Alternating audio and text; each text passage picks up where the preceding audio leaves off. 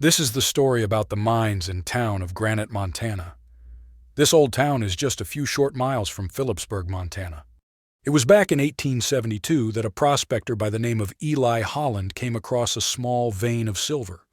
Holland dug a small shaft but never got very far, and he later abandoned the claim. Then in 1879, a miner by the name of Charles McLure came across this shaft.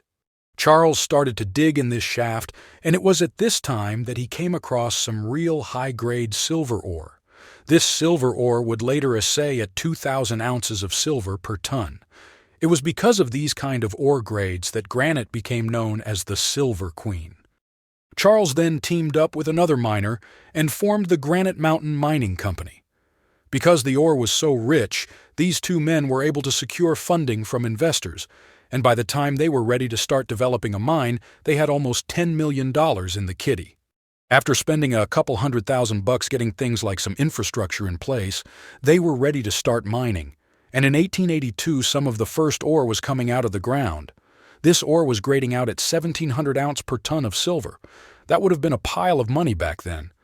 This first vein of silver was named the Bonanza Chute, and it returned almost $300,000 in silver in its first year. In 1885, the mine installed a 20-stamp mill and paid a dividend to its investors, and over the next 3 years the mine produced an estimated $2.5 million worth of high-grade ore. Then in 1888, the company built a new 100-stamp mill named the Rumsey Mill. This mill had a 9,000-foot tramway connected to it as well as a short-line railroad to Philipsburg. Of course, word about this deposit had already gotten out, and there were hundreds of miners, merchants, and prospectors pouring into the area, all trying to get into the action.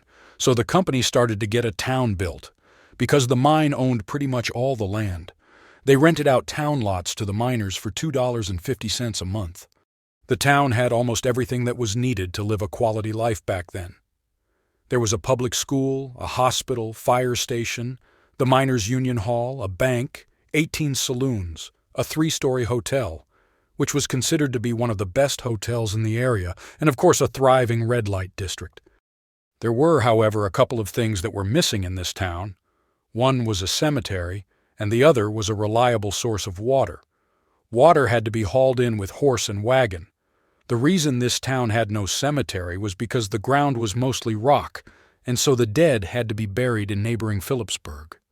Then, in 1893, like so many other mining camps back then, the Sherman Silver Purchase Act was repealed, and this drastically slashed the price of silver. Within a year, the town's population dropped from over 3,000 to just around 150 residents. Some mining did continue, but it was just on a very small scale, and then in 1898, the mines began operating again. From this time up to 1901, the mines produced about $1 million of bullion a year. Some of the mines continued working intermittently until the 1930s, and then in 1958, new exploration was being done, but during that time a fire broke out and destroyed many of the mine structures, so work was halted pretty much for good at that time. You can still go to the old town of Granite today. It's preserved as a Montana State Park, and is just a short drive from Philipsburg. Once there, you will see some of the old buildings and foundations along with some of the old tailing dumps. The old Miners' Union Hall is still there along with the remnants of old cabins and other buildings. I hope you enjoyed this short story about the town of Granite, Montana. Please like, share, and subscribe so we can continue to bring you more old lost mine stories.